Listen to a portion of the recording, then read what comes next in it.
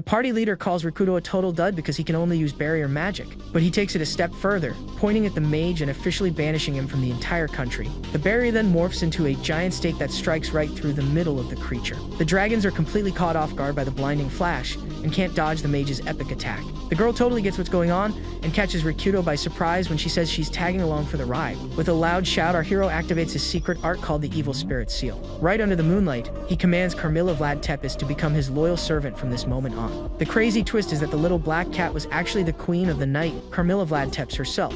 Out of nowhere, the unbreakable crystal simply shatters into 1,000 pieces the second the mage touches it. The whole crowd screams in pure shock, completely mind blown by the insane power of our MC. Our story kicks off with the party leader calling our protagonist, Rikudo, a defective product because he can only use barrier magic. Just like that, he's kicked out of the party and told to get lost. The mage explains he was on his way back to town when he was suddenly sentenced to exile. Completely bewildered, he doesn't understand a thing, and the blonde guy asks if he's deaf. The guy doubles down, insisting Rikudo is useless to the party, which is why he's out. Our hero, still in disbelief, demands to know why he's being tossed aside so abruptly. At this, the leader reveals that tomorrow they are tackling a high-difficulty dungeon. He stares down the mage with a serious look, asking if he understands the reason why. This guy is a Chiburu, the crown prince of the country, who also happens to hold the hero class. Turns out, the hero title was only a big deal when the Demon King was still a threat. Now, in these peaceful times, the kingdom is living quietly without any major dangers, for the moment at least. That's why the current king has the prince clearing dungeons to improve his public image. As a court mage, Rikudo is bound to serve as the noble's guard, but things have taken a turn. The prince humiliates him, declaring that a defective mage like him is nothing but dead weight. Defective Mage was the cruel nickname they'd given our protagonist because of his unique ability. It's all because he could only use barrier magic, which is strictly for protection. Ochiburo claims he's plenty strong now and has no more use for the boy's magic. With a smug grin, he asks if Rikudo didn't witness how he demolished those monsters. The prince brags about wiping them all out in a single blow without so much as a scratch. Burning with anger, the mage clenches his fists, admitting the blonde prince faced no counterattacks. The prince boasts that for a swordsman of his caliber, a barrier is completely unnecessary. Rikudo tries to argue that even if he only creates barriers, he isn't useless to the party. But the noble shuts him down, stating the hard fact is that this is the mage's only talent. Our protagonist sadly concedes the point, but tries to explain his barriers are different. Losing all patience, the prince furiously roars that he doesn't want to hear a single excuse. The mage is left speechless by the sheer hatred in the prince's voice, which silences him completely. He tries one last time to explain the situation to His Highness, fully aware it sounds like an excuse. He points out that, for instance, monsters don't approach their camp at night because of his barrier. He also reveals he's placed barriers on everyone's bodies, a claim the prince finds ridiculous. The blonde noble says barrier magic is just a simple dome shield, and the mage agrees with him. But Rikudo insists it's a versatile magic, and he intends to support the party in his own unique way. The prince retorts that he's never once felt a barrier supporting him, leaving the mage flabbergasted. He begins to list the mage's past achievements, how despite being a commoner, his talent was recognized. The boy graduated at the very top of his class and was the youngest prodigy among the 12 court mages. However, when his skills were finally put to the test, he turned out to be nothing more than defective. Our protagonist tries to defend his actions, saying he only put up the barriers for their safety. But the prince yells back furiously, claiming he was just applying barriers that weren't even needed. The blonde noble then takes it even further, questioning if the guy was actually using any magic at all. Our hero is baffled by the accusation and asks the noble what he's trying to say. Ochiburo then throws it in his face that the barriers are, after all, invisible. Our hero clarifies that barriers are invisible to those with low magical aptitude. The prince immediately accuses him of lying about his abilities just to stay with the party. He presses on, asking if the boy wasn't simply blinded by the money the job offered. With his head hung low, our protagonist admits the noble is right about his motivation. He confesses that the reason he joined the party was indeed for the money he'd received. Rikudo explains his choice of royal service was due to the high and very stable pay. At this, the blonde noble scoffs that he knew it, calling him a greedy piece of trash chasing after money. But the mage grips his fist tightly, thinking that he desperately needed that money for his family. The prince then mocks him, saying the boy doesn't have a family since he's an orphan. Rikudo looks him in the eye and confirms it's true, he is an orphan with no parents. He was brought up in a poor orphanage, and he needs the money to send donations back to them. Out of arguments, the protagonist asks what the other members of the party think. But his companions just avert their gazes, showing no reaction whatsoever. In that moment, the boy realizes not a single one of them will stand up for him in this awful situation. One companion says that lying to take the country's money is the lowest of the low. The bald party member suggests he became a court mage through bribery or powerful connections. The final member remarks that he's never even heard of a court mage who only uses barriers. With a cruel smile, the prince sees how things are and definitively expels Rikudo from his party. But he goes a step further, pointing at the mage and sentencing him to complete exile from the country. Our protagonist becomes frantic, shouting and demanding to know why he's being exiled. The prince declares that he didn't just steal money, but the very taxes of the people. He concludes that a sinner who fakes his abilities has no place in the country. With a look of utter despair, Rikudo is told he has 10 days to leave the kingdom. The blonde noble adds that he's being merciful, as the boy's crime should have earned him a grim fate. Then, the group simply turns its back on him, and the prince orders him to pack his things and leave. At that instant, rain begins to fall, and our hero still can't process what just happened. Utterly alone, he refuses to accept that he's been exiled and abandoned by everyone he knew. His thoughts turn to the orphanage, and he realizes he may never see his family again. A look of pure fury crosses his face as he thinks of the children. He knows he has to get back to them. Full of resolve, the young man gets to his feet, determined to clear his name and fix this terrible misunderstanding. Suddenly, an idea strikes him. He'll seek out the king himself to try and reason with the prince. But as he's mulling this over, a giant shadow appears, rapidly blanketing the entire area. Out of the blue, a massive monster materializes right in front of him, its jaws wide open, ready to strike. Unshaken, our hero prepares a containment spell to trap the enormous creature. He summons a barrier of light that successfully immobilizes the giant monster for a moment. The mage notes that he's in a bit of a hurry and begins to prepare a barrier transformation. He quickly activates his attack form number 5 to take care of the threat swiftly. The barrier then morphs into a giant stake that pierces the creature right through its middle. The light fades from the monster's eye, a clear sign that it's all over and won't be a problem for anyone else. With its mouth hanging open, the huge creature collapses, defeated right before our protagonist. He notices it's still breathing and prepares his barrier's attack form number 2. At his command, the barrier transforms into a flurry of blades that slice the monster to finish it off. The young man then reflects that even though he can only use barriers, they are incredibly versatile. Despite his limitations, he's well aware that his skills are surprisingly effective in combat. Standing over the fallen monster, he proves his magic is for more than just defense. He reveals his barrier has 3 distinct forms: offensive, defensive, and support. But his thoughts are cut short when he looks up, shocked to see a flock of dragons soaring toward him. Our hero immediately prepares to fight the horde of creatures that just appeared from thin air. Rikudo grumbles that this would happen when he's in a rush, but accepts his title as a defective mage. Regardless, he focuses his mind, for he has completely mastered the use of his unique barriers. Placing his hands together, he channels his energy, getting ready to unleash one of his secret techniques. With a smirk, the mage activates the barrier transformation using his secret technique number 2. The technique is called Void, and a blinding light engulfs the area, obscuring everything from view. The dragons are caught off guard by the brilliant flash and have no chance to escape the mage's powerful attack. When the light subsides, the sky is crystal clear, with no trace of any of the creatures. The protagonist then continues on his way to the capital, hoping to sort out his situation. The young man arrives at a spot 140 kilometers from the kingdom's capital, the scene of the incident. He is now in the rural town where he grew up, aiming to meet with the people from his orphanage. This small town is named Miyoko, the place our hero considers his true home. He wanders the village streets, a mix of nostalgia and concern on his face. Completely lost in thought, he isn't paying much attention to where he's going. And just like that, he accidentally bumps into a man, who immediately glares and yells at him. The man demands to know what his problem is, and our protagonist is at a loss for words. But suddenly, a young woman appears, asking the man just what he thinks he's doing. Rikudo recognizes her instantly. We see her name is Flare, and she does not look pleased. The young woman steps between them to get a better sense of the argument. She asks what happened, and the man complains that the mage bumped into him without so much as an apology. Flare reprimands him, saying that's no way to speak to people around here. She points out that the young man looks upset and that you shouldn't treat someone in his state so harshly. The man apologizes to the girl, but she insists he should be apologizing to Rikudo. She even adds that he should also say sorry for being the one to bump into our hero. Feeling awkward, our protagonist apologizes first, hoping to end the squabble. With that, the man walks off, leaving the two friends alone in the middle of the village street. Flare then flashes a warm smile and welcomes him home, asking if it's already been a whole year since he left. He confirms it has, surprised to think that so much time has passed. The young woman pulls him into an affectionate hug, telling him how happy she is to see him again.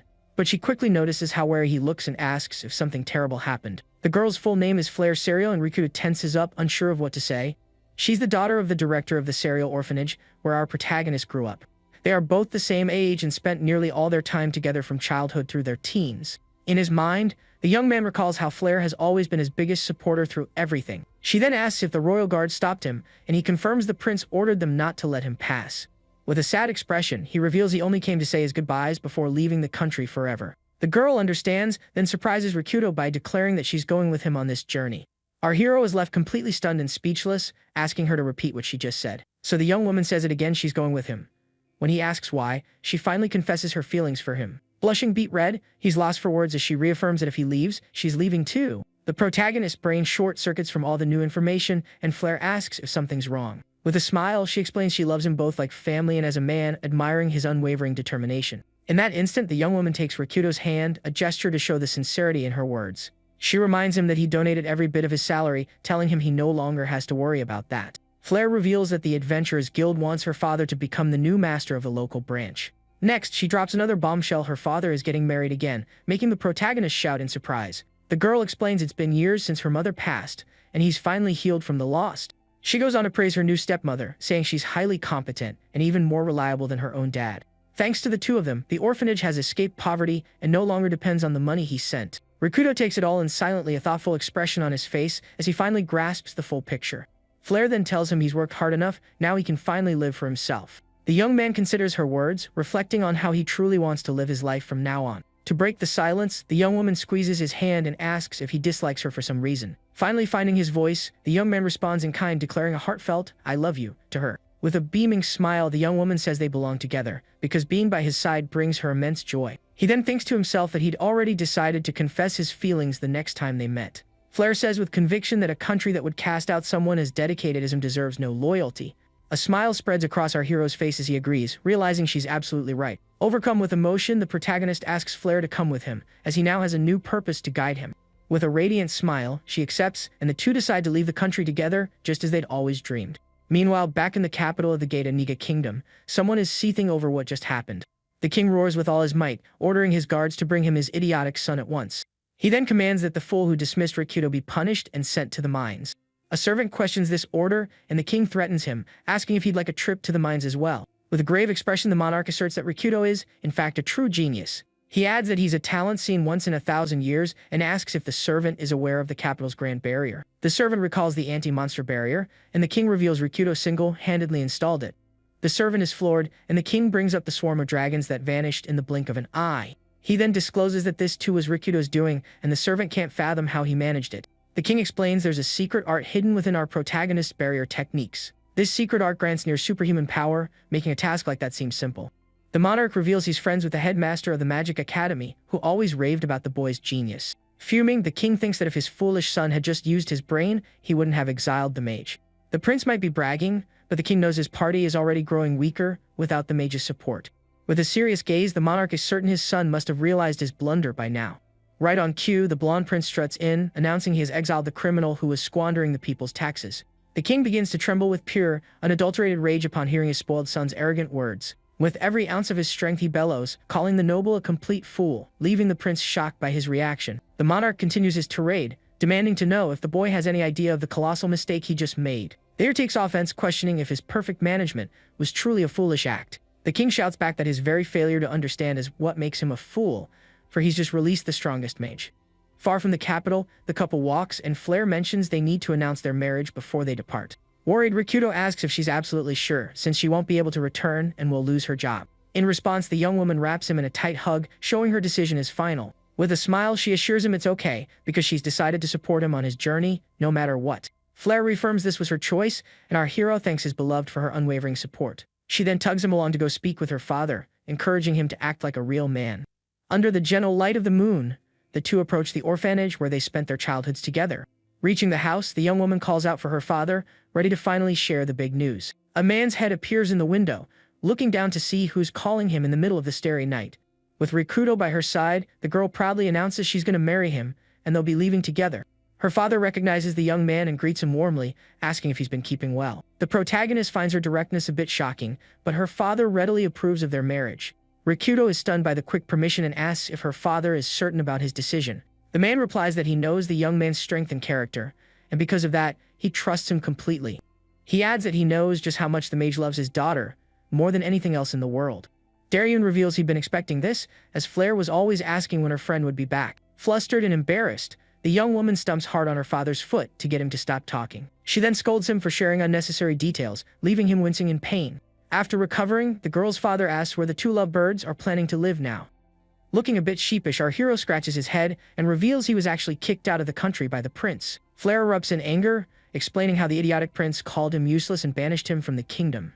Daryun then reveals he actually trained the noble once, a piece of information that surprises the girl. He explains he did it back when he was an S-rank adventurer, a revelation that leaves her utterly shocked. Rikudo is just as astonished and complains that they always seem to forget to tell him the important things. Her father clarifies it was a direct request from the king, but since he failed to impress the prince, he was let go. From this, he concludes that the noble has been an idiot for a very long time. But he brushes that aside, saying it doesn't matter where they go, so long as his daughter is happy. Having said that, the girl's father turns and walks toward a room in the house to retrieve something. He opens a wooden door and surprises the young couple with an unexpected gift. Daryun holds out a hefty sack of money, explaining it's a wedding present for the two of them. Rikudo tries to refuse, but the man insists, saying it was the savings he'd put aside for his daughter's wedding. He finishes by declaring that from this day forward, he and his wife will protect the orphanage. Our hero gratefully accepts the gift, and Daryun reveals his wife is also an S-rank adventurer. He then warns the couple about frequent sightings of vampires and their kind in the surrounding region. The protagonist is taken aback, his mind flashing to the immortal creatures of the night that feed on the living. With a serious tone, the girl's father shares a rumor that the Queen of the Night has been recently revived. The young man learns she's an ancient vampire queen, so powerful that they had to seal her away. With a focused gaze, the mage starts putting the pieces together, understanding the gravity of the situation. It dawns on him that if she's from ancient times, it means not even the legendary hero of that era could defeat her. Daryun admits it's just a rumor, but the rise in vampire activity is a hard fact, and he urges them to be careful. Full of confidence, Flair assures him they'll be fine, and that there's no need to worry. The young woman gestures to her beloved, reminding her father that they have the strongest barrier master with them. With a smile, the young man agrees with his fiancée, accepting the praise without a hint of hesitation. He takes her hand and promises he won't let any harm come to her, vowing to destroy any obstacle in their path. With a glint in his eyes, he shows his determination, swearing to eliminate anyone who stands in their way. Daryun worries about the immortal foe but trusts that the mage's power will be more than enough. The protagonist states with conviction that when it comes to protecting someone, he is second to none. With a relieved smile, the girl's father finally asks the mage to take good care of his daughter. Just then, the girl reappears with a mountain of luggage, apologizing for taking so long to pack. The young man complains she's brought too much, but Flair insists they need it all, leaving him wondering how they'll carry it. With a smile, his fiancée tells the mage to work his magic, and he prepares to use one of his spells. He activates the barrier transformation into support form number 5 to store everything. His storage magic activates, and all the luggage dissolves into particles of light. Daryun is amazed by the power of the spell, and the young man says that's not even the half of it. He explains that besides attack, defense, and support, he also possesses secret techniques. Flair then declares that with Rikudo, they're perfectly safe, as no vampire could be a match for him. With everything packed, the protagonist gets ready to depart, saying goodbye to Daryun one last time. The girl's father watches them go with a proud smile, preparing for the final farewell. Our hero bows deeply, thanking him for everything, and the older man wishes them good health on their journey. Not far away, under the pale moonlight, the mage asks where they should head next. Flair suggests the neighboring empire, a meritocracy where even commoners can rise to nobility. With a smile, he agrees to the idea, and the two set off toward their new life together. But as they walk through the forest, the young man asks his beloved to step inside a barrier for a moment. The young woman is confused, but he simply insists she do as he asks. Now enclosed in a barrier of light, the girl asks what's wrong and what's going on. He shouts an urgent warning that enemies are closing in on them very fast. At that moment, a shower of red stakes rains down from the sky, but the barriers easily defend the couple. With a calm expression, the protagonist observes the assault from within his magical protection. The two remain completely unharmed inside their barriers as a sinister voice echoes through the trees. Out of nowhere, a woman with white hair and a red dress materializes, greeting the two humans. The mage identifies her as a vampire, and she confirms she is the legendary Queen of the Night. With a wicked grin, she says she smelled something delicious and is looking for a midnight snack. Wasting no time, he activates the barrier transformation into attack form number 1 to counter. A shower of light projectiles called Star shoots forcefully toward the vampire. The queen is taken aback, as physical attacks aren't supposed to work on the undead like her. With a stern look, the mage warns her not to interfere with his new beginning alongside Flair. The enemy shrieks at him not to underestimate her, but he replies that she shouldn't underestimate a barrier master. He then introduces himself as the one and only court mage, declaring his iron wall will be her opponent. A cruel smile spreads across the queen's face as she spots the mage's weak point and locks her gaze on Flair. The protagonist tells his beloved to wait quietly in the barrier, promising that no one will lay a hand on her. With a determined nod, the young woman agrees and wishes him good luck in the coming battle.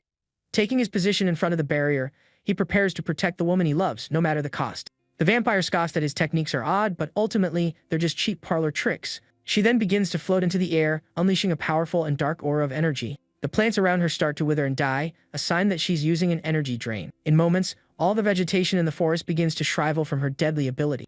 The enemy reveals she will absorb all life in the vicinity to completely restore her strength. But when her attack subsides, she sees the mage standing inside his barrier completely unaffected.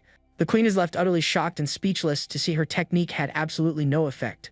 She demands to know how he survived, and the mage explains it was thanks to the barrier he activated. In sheer desperation, the vampire screams that barrier magic is preposterous and that this is impossible. She can't comprehend how he is unharmed, and the mage prepares to reveal the secret of his barrier. The protagonist explains his barrier blocks any attack, launched with the intent to cause harm. The vampire is incredulous, having never heard of a magic so absurdly powerful. With a cold gaze, our hero tells her to remember that well before her fast-approaching end. Next, the mage forms a hand sign, beginning prepare a new attack to finish her off for good. Various geometric shapes of light materialize around him, showcasing the power of his next spell. Feeling the immense pressure, the queen realizes the situation is becoming dire, and that this is very bad. A wave of energy blasts toward the enemy, forcing her to retreat from the attack. To defend herself, the vampire unleashes her full power, revealing a pair of massive bat wings. Our hero watches the transformation, noticing her wings seem to be made of pure blood. She confirms his suspicion, stating her power is blood manipulation, a dangerous and lethal technique. With a furious roar, the enemy commands the human to perish and launches a crimson attack his way. The queen announces the name of her deadly technique, Blood Thread, meant to destroy the mage. The threads of blood surge forward, but Rikudo activates a containment barrier to shield himself from the blow. Inside his protection, the young man remains perfectly calm, observing the vampire's attack unfazed. With a cruel smile, she tells him to stay put and wait to be pierced by her threads. But the mage activates his barrier transformation into defensive formula number 3 to fight back.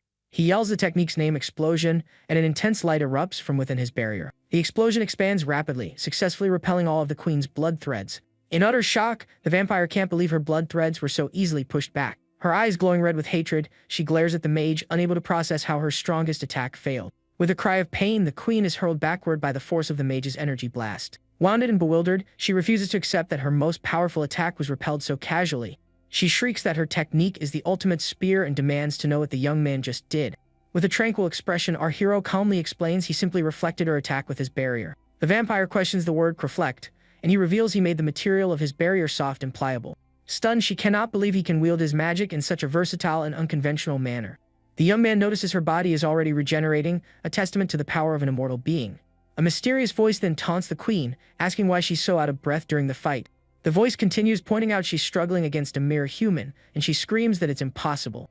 The enemy demands to know what he is, and the mage looks back at her with a confident smile before answering. He replies that he's just a defective mage who can only use barrier magic. Furious, the vampire screams at him not to lie, refusing to believe his words. She tells him not to underestimate her, as she hails from a noble lineage and cannot lose to a human. With a battle cry, she unleashes her power, and our hero watches her with a determined gaze.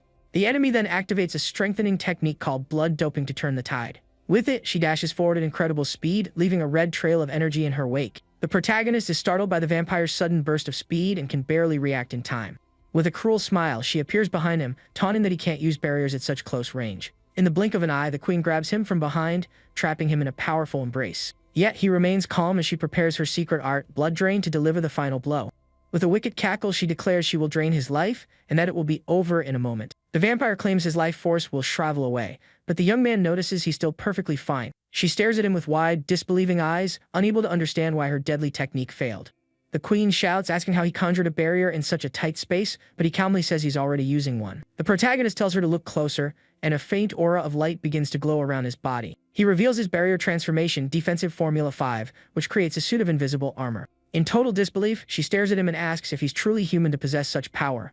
Desperate, the enemy pulls back and spreads her wings, attempting to escape the dangerous situation. With that, she soars into the sky, promising to finish him the next time they cross paths. But as she tries to flee, the vampire collides with an invisible wall, realizing her path is completely blocked. Rikudo reveals his auxiliary Formula 6, the bird cage, and informs her there won't be a next time. With a grave expression, the mage declares he will destroy her right here and now, trapping her in the cage of light. He then apologizes, stating he is going to seal her away, and the queen is horrified by the word seal. The young man explains that since she's immortal and can't be put down, he will seal her very existence. At this, the protagonist extends his hand, preparing to activate his sealing magic. With a focused gaze, our hero concentrates his power to end the threat once and for all. The enemy understands everything now, realizing he must be a descendant of those who sealed her in ancient times. She suddenly recalls that this was the one and only weakness of the immortals, their natural enemy. In a full-blown panic, the vampire screams as she refuses to be sealed again, having just been freed. With a final, desperate cry, she is consumed by the light of the seal, given no chance to escape. With a shout, our hero activates his secret art, known as Malevolent Spirit Seal. When the brilliant light fades, the sealing is complete, and only a single silver cross remains where she stood. From inside her barrier, Flair watches it all unfold, a look of profound relief on her face, finally safe. The young woman rushes to his side, praising him for his incredible feat of sealing a legendary vampire. With a confident smile, the mage accepts the compliment from his beloved, feeling a surge of pride in his accomplishment. His mind then drifts back to the past, when his master told him the girl was actually a child of the heavens. A young Rikudo had asked what that meant, and the woman replied that she was a special existence. She explained that because of this, all manner of monsters would be drawn to her, seeking her power. His master then tasked him with the solemn mission of protecting the young woman from all threats to come. The boy asked if she couldn't stay to help, but the woman told him it was impossible. The master revealed she had her own duties to attend to and could not remain by Flair's side. With that, the woman ordered Rikudo protect the girl until the end of his days, and perhaps even beyond. Back in the present, the couple gazes at each other with looks of deep affection and trust. Under the moonlight, Flair praises him once more, telling him he's truly amazing for what he just did. The young woman comforts him, saying it doesn't matter what the prince said, everything is going to be alright now. She promises to always stay by his side, to make sure his power is recognized by everyone. Deeply moved by his beloved's words, the young man simply thanks her for her endless support. He then asks if he can scout the area, as something nearby has been making him feel uneasy. The young woman agrees, and the mage steps away to investigate the source of his disquiet. Flair watches her beloved depart with a tranquil and admiring expression. On the forest floor, the silver cross that sealed the vampire gleams under the moonlight. Cautiously, the protagonist approaches the object and picks it up to examine it more closely. He then calls out to the queen, stating he knows perfectly well that she can still hear him. A faint groan of pain emanates from the small cross, confirming that she heard him. Rikudo hears the enemy's voice in his mind, slightly confused by what she's saying. The vampire mentally screams that she can't believe she lost to a mere human. She continues her dramatic performance, lamenting her defeat at the hands of an inferior life form. Having no patience for the theatrics, our hero simply asks her to wait a second. With that, he channels his magic into the silver cross, causing it to glow with an intense light. The light grows brighter and brighter, enveloping the entire object in a bluish energy. Suddenly, a massive explosion of light illuminates the entire forest for a brief moment. Out of the light, a small girl with white hair dressed as a maid appears before him. The young vampire wonders aloud how her mistress managed to manifest outside the seal. The mage explains he loosened the seal a little, a statement that leaves the girl confused. He reveals that all her power as a vampire is now sealed within that small cross. Rikudo states he brought her back because he has some important questions for her. But the former queen refuses to answer a human, glaring at him with a look of pure contempt. Wasting no time, he uses his containment magic, forcing another scream of pain from her. He threatens her, saying he can either lock her back in the cross or toss her into the depths of the ocean. Desperate, the vampire yields, promising not to challenge him and begging to remain free. The young man then extends his hand, releasing a bit of his magic to calm the agitated vampire. Breathless, the young woman bemoans her humiliation, forced to submit to a mere human. Even in surrender, she tries to resist, but the mage uses his containment spell to ensure her obedience. Finally, she gives in completely. He asks for her name, but she refuses to share such vital information. Rikudo threatens her again, and terrified, the vampire reveals her name is Carmilla Vladteps. With a smile, he introduces himself as Riku, a name that seems to surprise the small girl. Carmilla accuses him, asking if he feels no shame interrogating a young girl like herself. He scoffs, pointing out she's far older than she looks, and asks about the noble blood she mentioned. The vampire explains it refers to her clan of true vampires, and he asks if there are others. With a serious expression, the young woman confirms that there are, and she is not the only one of her kind. The protagonist calls her pathetic, and she explodes, calling him a freak and blaming her loss on that. Carmilla's tantrum continues as she insists he can't be human to have sealed a queen all by himself. With a calm demeanor, the mage ignores the little one's drama and simply affirms that he is human. The vampire throws herself to the ground, screaming that he's infuriating and that he's the weak one. He then asks what the other vampires are plotting, and she reveals that the ancient seals are beginning to break.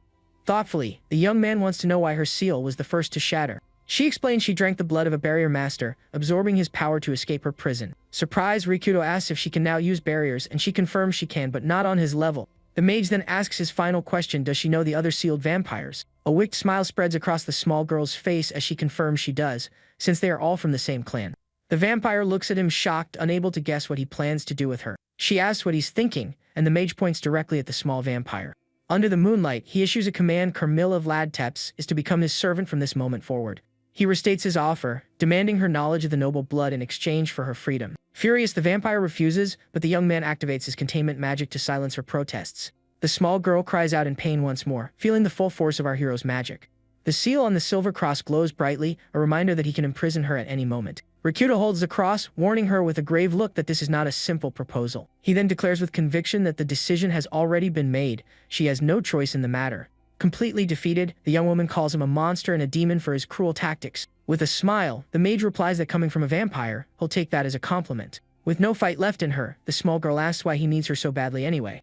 The young man explains that with other vampires on the loose, it's best to have all the knowledge he can get. She tries to refuse again, but he threatens her with the eternal seal, and she immediately apologizes. He shushes her, not wanting Flair to overhear, and she suggests they use telepathy instead. Our hero walks back to his beloved, and the young woman asks if everything is alright. He affectionately ruffles the girl's hair, and she smiles, relieved to have him back. He assures her there were no issues, and the young woman is happy to hear that he's okay. With a radiant smile, the girl pulls him into a tight hug, showing her immense relief. But during the embrace, the vampire detects a different scent and says that now she understands everything. In her thoughts, the vampire wonders if the girl could possibly be from that mysterious bloodline. Our hero then prepares for their departure, activating one of his secret barrier techniques. Using the technique creation of all things, he conjures a carriage and invites Flare to climb aboard. Just then, the small vampire shouts for him to wait, and the mage asks why she's making such a racket. She demands to know how the carriage appeared, and his answer, that he made it with a barrier, leaves her stunned. The young man explains he can create pseudo-atoms with his barriers to generate any matter he desires.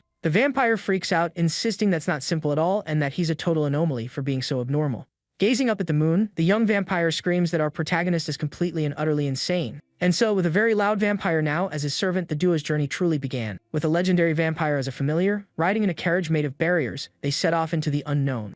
The mage could control everything he created, so the journey would be a private one for the couple, no driver needed. Inside the carriage, he asks his beloved if she's really that fond of the little thing she's petting. As it turns out, the journey was for 2 people, plus 1 small animal companion. Flare continues to stroke the little creature, who doesn't seem to be enjoying the attention very much. The truth is, that little black cat was none other than the queen of the night, Carmilla Vladteps herself. This was because she wouldn't stop complaining about being confined to the small silver cross. So, the mage used a barrier to create a cat's body, allowing the vampire a way out. Flare asks where he found the kitten, and Rikudo lies, claiming it was an abandoned stray. Taking pity on it, the girl decides they'll keep the animal, an idea that infuriates Carmilla. Watching the scene unfold, our hero thinks with a grumpy expression that he's incredibly jealous. The cat telepathically scolds him, saying now is not the time for jealousy, as there's trouble outside. He alerts Flare to the commotion and decides to investigate, but she insists on going with him. The two of them exit the carriage and are confronted by the sight of several knights' bodies on the ground. They survey the scene, noting that all the knights are down and heavily wounded. One of the soldiers is propped against a tree, writhing in agony. Flare is shocked by the sight, commenting on how terrible it is to see so many people hurt. Amidst the chaos, one of the fallen men begins to scream for healing potions. With a desperate look, the group's leader orders his men to bring every potion they have. Rikudo simply observes the entire situation in silence, his expression serious and focused. He then turns to his beloved, telling her their journey might be slightly delayed. With a determined nod, the young woman agrees, saying she'll also help in any way she can. Our protagonist turns to the injured, his eyes focused and ready for action. With that, he approaches a fallen female knight and asks if she's doing alright. The young man introduces himself as a traveler and offers his help, explaining he knows some healing arts. The knight is relieved, saying any help is welcome as many others are severely injured. The mage understands, but then he notices something odd about the warrior before him. He points out that she herself is wounded and asks what happened to her left arm. The woman reveals the injury was caused by a massive and powerful enemy. She explains they were hunting a ferocious beast, but the creature fought back, and she lost her limb in the struggle. Cradled in Flare's lap, the small vampire cat watches the scene unfold with a mischievous smile.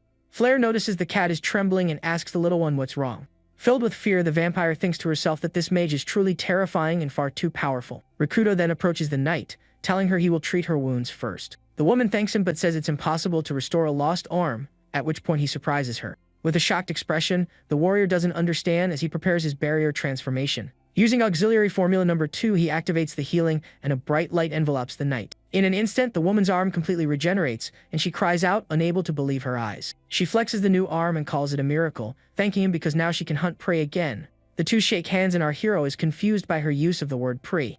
Angrily, the vampire cat realizes the woman was talking about her and her kind.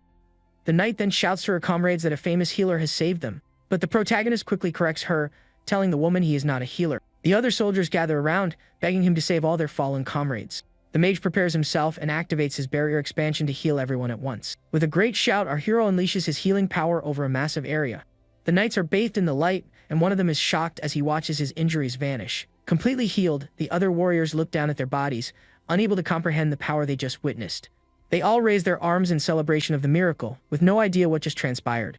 One of the men proclaims that a god has appeared and gives thanks to the Temple of Healing for the divine aid. Feeling a bit awkward, the young man clarifies that he's not a god or a healer, but a barrier master. The knight is stunned, asking if that was truly barrier arts and how he managed it. The mage explains the barrier contains higher concentrations of oxygen and light magic, which maximizes natural healing.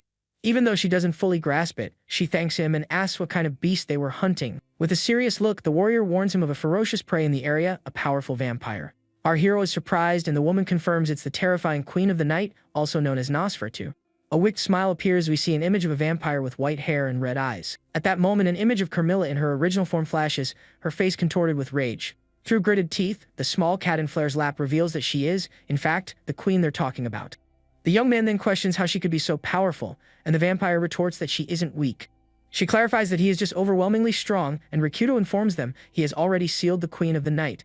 The knight is completely floored by this revelation and asks if he's telling the truth. With a calm demeanor, our hero confirms it and the woman asks for his name. He introduces himself as Rikudo Guardman, which leaves the warrior looking thoughtful. With a smile, the woman introduces herself as Saraj, captain of the prey hunters. The protagonist is surprised by the name and the title of the woman's hunting group. The cat telepathically explains they are specialists in vampire extermination.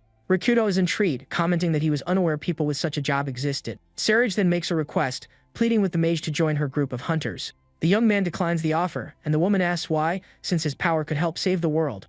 He smiles and replies that saving the world is a bit beyond his scope. He just wants to protect what he can reach. He glances at his beloved, thinking that he only wants to protect the small slice of happiness right in front of him. But the knight persists, imploring him to join the hunters, but he refuses once more. She doesn't give up, grabbing him firmly and shouting that they need him to hunt vampires. The woman continues her impassioned speech, saying they must protect the world together and that he must listen. Later, Flair asks him what his plan is, and he reveals he wants to become an adventurer. The young woman looks thoughtful, trying to understand her beloved's reasoning. She suggests that joining an organization would offer a stable income and a place to live. The mage explains that the prey hunters don't pay a single gold coin, even if you defeat a vampire. With a look of disdain, the vampire cat thinks it sounds like an exploitative organization and wonders how they even survive. He tells them it's a noble sense of duty that drives them, and Carmilla thinks they're a bunch of fanatics. Rikudo reveals he needs money to build a life with Flair and can't go back to his home country. Furthermore, as a defective mage dismissed from the royal court, he wouldn't be able to find a decent job. The cat understands now that's why he chose the life of an adventurer, where skills are all that matter. He then confirms he's never actually been an adventurer, having gone from the academy straight to the royal court. Carmilla questions him telepathically, asking if he'll really be okay on his own. He gets annoyed by her lack of faith and threatens her with one of his spells, which quickly scares her. The young man insists he trained with his master and has plenty of combat experience, so he'll be fine. He explains that it was his master who taught him the fundamentals of combat using barriers. Suddenly, our hero's stomach lets out a very loud growl, cutting the conversation short. Feeling hungry, the protagonist peeks through the carriage curtain to see what's outside. With a smile, he notes his timing is perfect as he spots a massive dragon flying nearby. The vampire is startled, asking why he's so calm in the presence of such a powerful monster. The young man replies that he's defeated plenty of them during his training and that the creature will fetch a good price. With a grin, he gets ready and activates one of his barrier spells to attack the beast.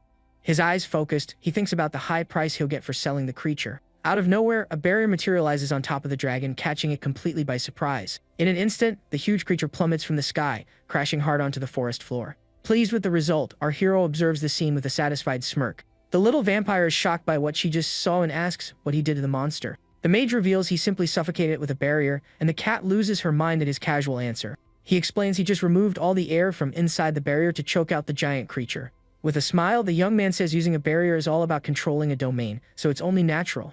The cat screams that it's not natural at all, and that his barriers are just too absurd for her to comprehend. He explains that since he's never met another barrier master, he has no one to compare himself to. Hearing this, the vampire realizes his magic is so unique he doesn't even know how abnormal it is. She then asks why he didn't just use one of his attack techniques to bring the creature down. He explains that would have damaged the scales, and monster corpses are worth more when they're intact. The cat finally understands his reasoning, and the mage confirms it with a glance over the fallen monster. With the job done, he prepares to store the creature's body for a future sale. With a bright flash, he activates his storage magic, and the dragon vanishes from sight. The vampire cat screams in her mind for him to stop acting like this is all perfectly normal. She then asks how the dragon's body disappeared, and the mage says he stored it within his barrier. He explains that barriers are essentially a form of spatial magic, creating an entirely separate dimension. With a look of pure bewilderment, the little vampire tries to process this new piece of information. Our hero adds that the storage auxiliary formula allows him to place items within this space. Carmilla calls him a weirdo, but the young man says it's to be expected since he's a defective mage. The cat thinks that for him being abnormal is just another Tuesday, which is why his common sense is so skewed. Rikudo asks if being skewed means he's weak, but she thinks the opposite, he's far too strong. The vampire questions how he even reached that conclusion, and the mage says it's because everyone calls him defective. With an innocent look, the young man asks if vampires are naturally strong from the very beginning. Angrily, the cat shouts that in ancient times, they were feared as the most powerful species of all. He ignores the cat as she throws herself on the floor, having a full-blown tantrum for being disrespected by a human. Losing his patience, our hero simply picks up the vampire by her collar and lifts her from the ground. With a calm smile, he says they should get back to the carriage and continue their journey. But suddenly, the cat gets a powerful, bad feeling about something about to happen. With a frightened look, she warns that a large number of enemies are approaching, and fast. Out of the blue, several dragons fill the sky, and our protagonist looks up, surprised. The massive creatures circle above, surrounding the mage, who continues to watch the scene calmly. But a smile spreads across his face as he calls the monsters a mountain of treasure, and gets excited. Shocked by his reaction, the vampire despairs, wondering what on earth he plans to do now. With a confident grin, he confirms he's going to take down every single monster right here. Clasping his hands together, he begins to prepare his spiritual barrier formula for the attack. With it, he conjures a massive birdcage-shaped prison, trapping all the flying creatures inside. The enormous dragons are caught completely off guard, finding themselves trapped within the cage of light. But suddenly, one of the dragons inside the cage begins to glow with a sinister energy. The protagonist immediately senses something is wrong, and the vampire asks what's happening. With a serious look, our hero reveals there's a very strange monster mixed in with the others. Abruptly, the creature shatters the barrier, and the cat screams that it's the first time that's ever happened. He explains that the larger the range of his barrier, the weaker it becomes over time. But, he adds, for the barrier to break it all means the enemy has to be incredibly strong. With a mighty roar, the zombie-like creature breaks completely free and glares at our protagonist with rage.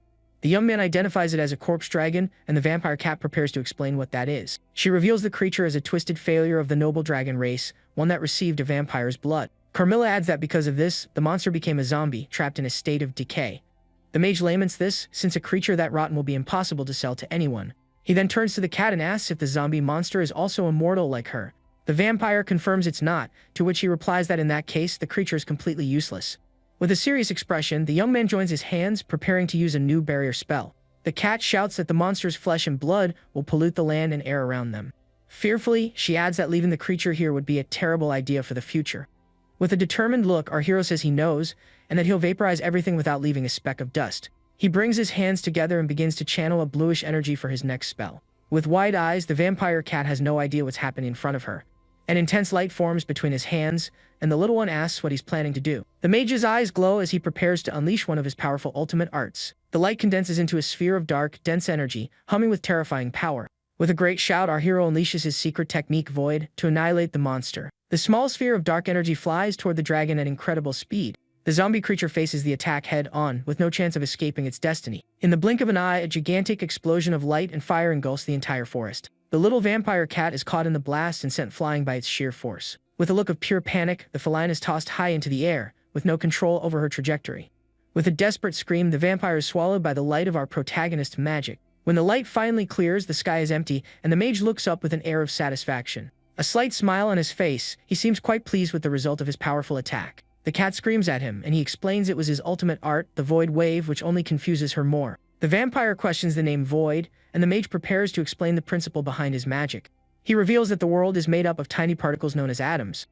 The young man says that when you split these particles, an enormous amount of energy is released. With a calm expression, our hero adds that it's the same principle as an atomic bomb. The cat asks who told him that, and our hero admits that honestly, he doesn't really understand it himself. Shocked by this answer, the vampire can't believe he doesn't comprehend the power he just wielded. She continues, saying that even without understanding it, he can use a magic as destructive as that.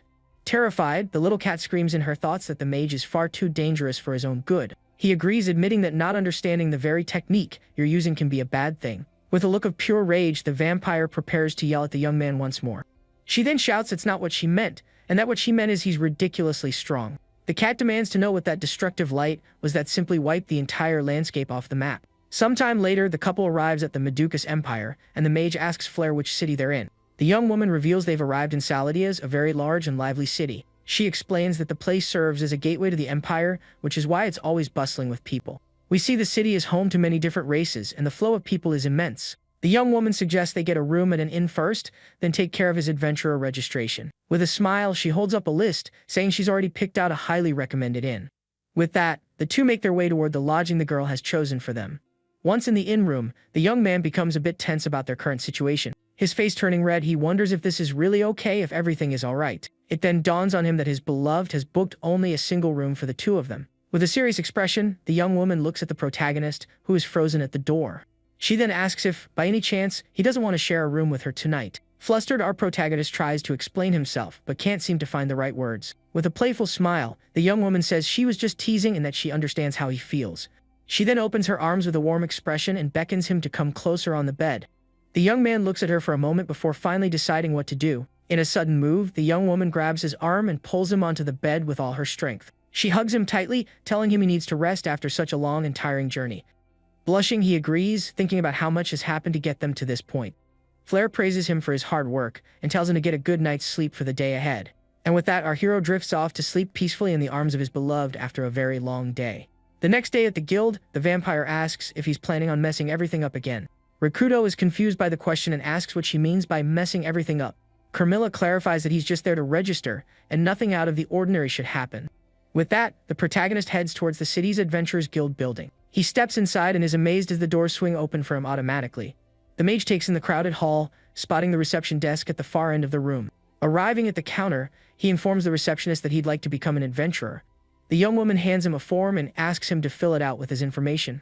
Using a quill pen, our hero begins to write his personal details on the paper. He hands the form back, stating his class is Mage, and as for his skills, the receptionist looks a bit uncomfortable and asks if he's certain that he only uses barrier magic. Rakuto confirms with a serious expression that it's the only type of magic he can use. The receptionist understands and informs him that, in that case, he'll need to take an exam. She explains that the Empire requires a registration test, but assures him it isn't difficult. The young woman says that first, they will measure his mana using a large crystal ball. He asks if the device might break, but she guarantees the crystal is unbreakable. She then explains the process is simple, he just needs to touch the crystal ball. After he does, the crystal will display his mana capacity as a number, like 150. The mage is impressed by the technology, having never seen anything like it in his former kingdom. Just then, a man in pink shows up and accuses him of bragging about his high mana level. Completely confused, our hero turns to the man and asks who he is. The man introduces himself as Kamas Diakagoya, a noble of the Empire. With an arrogant smirk, he boasts about his noble title and his great importance.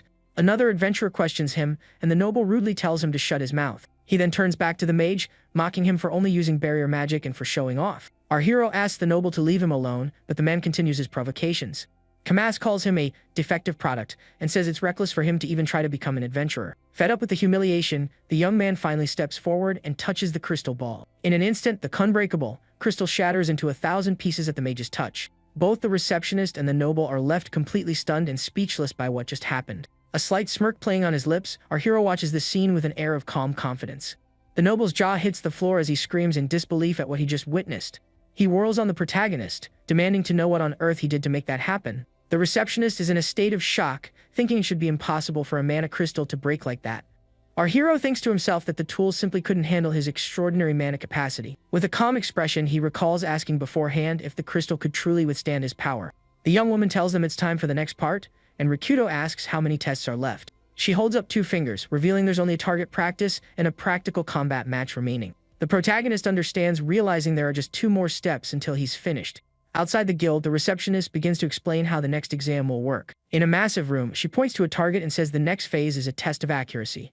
The young woman explains he must direct his attacks at it, and the target will measure his damage output. She adds that he'll pass the test as long as his score is above a certain specific value.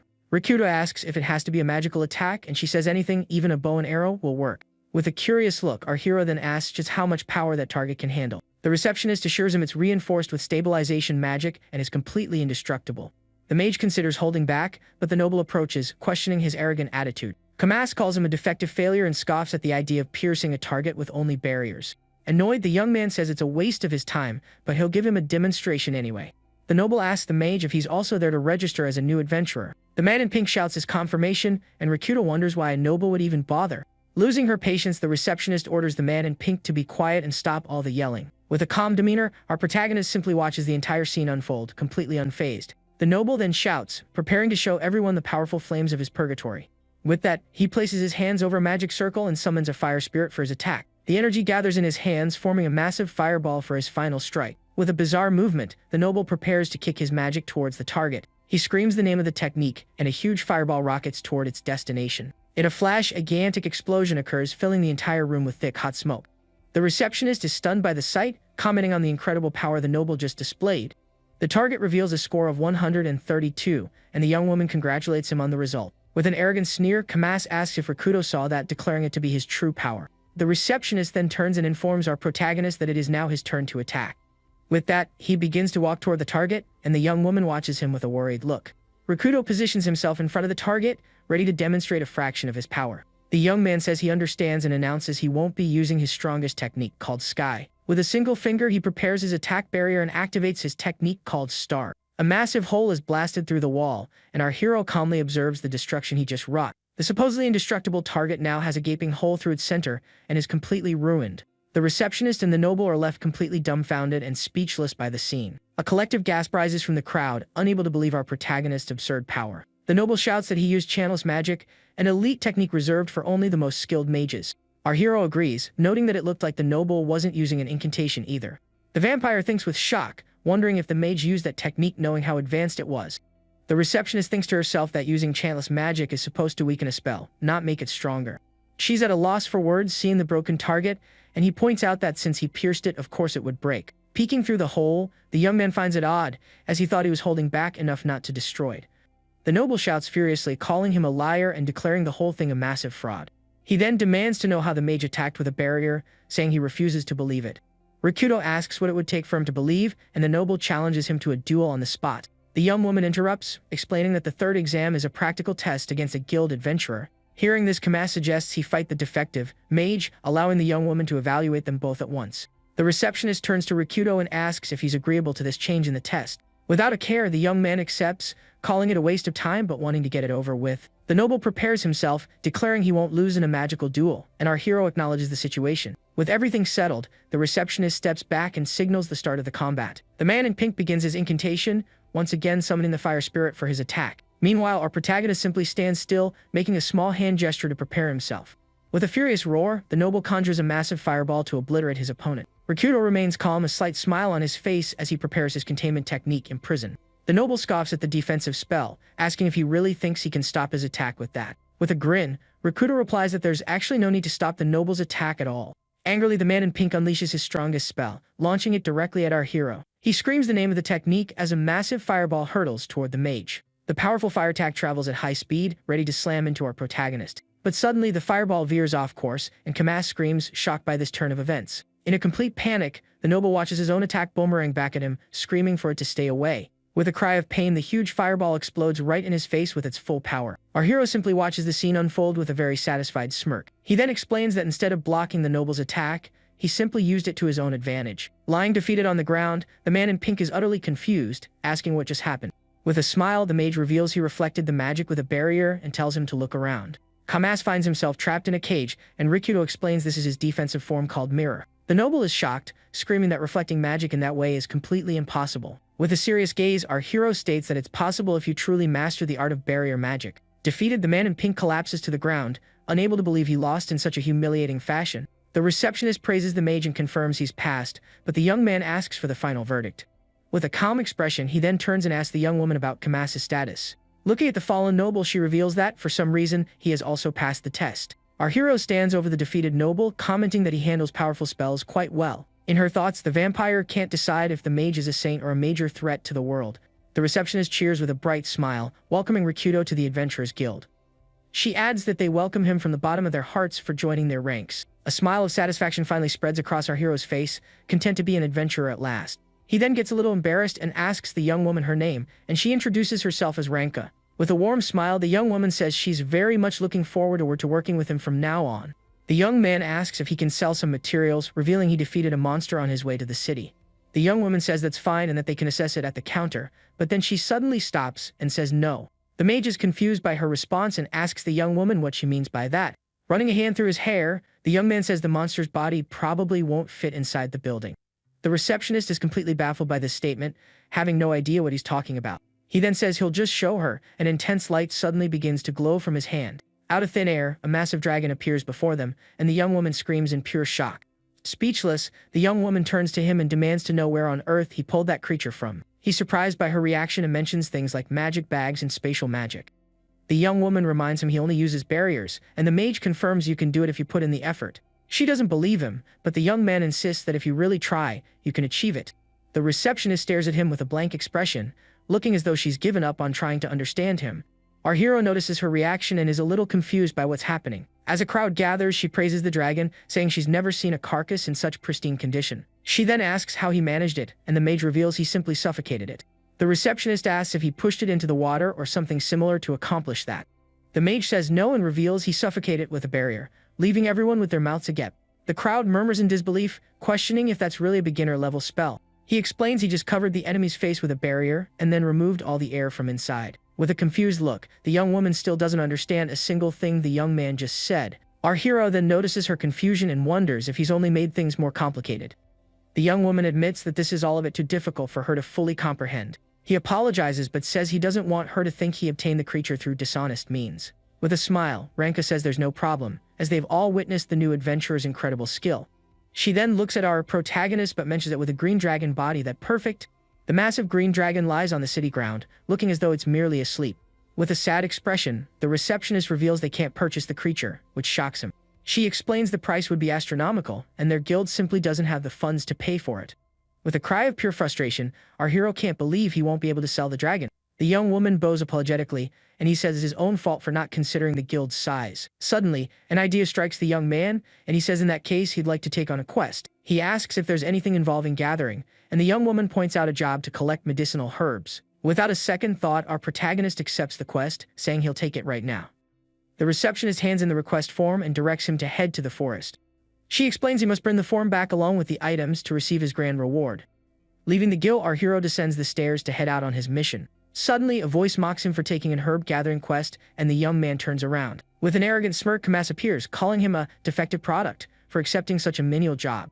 Rikudo turns to the noble and asks if he's managed to recover from their earlier encounter. The man in pink declares he's heading to the forest to hunt monsters, not pick herbs like some failure. He adds that since the mage can only defend, he shouldn't even set foot in the forest.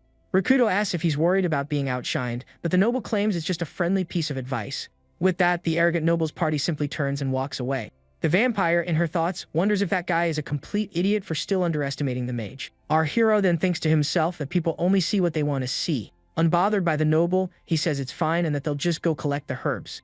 Outside the city, the mage prepares to head towards the forest for his quest. With a single leap, he activates a barrier and soars through the air at high speed to get there faster. The vampire is completely shocked and lets out a scream of pure fright at what just happened.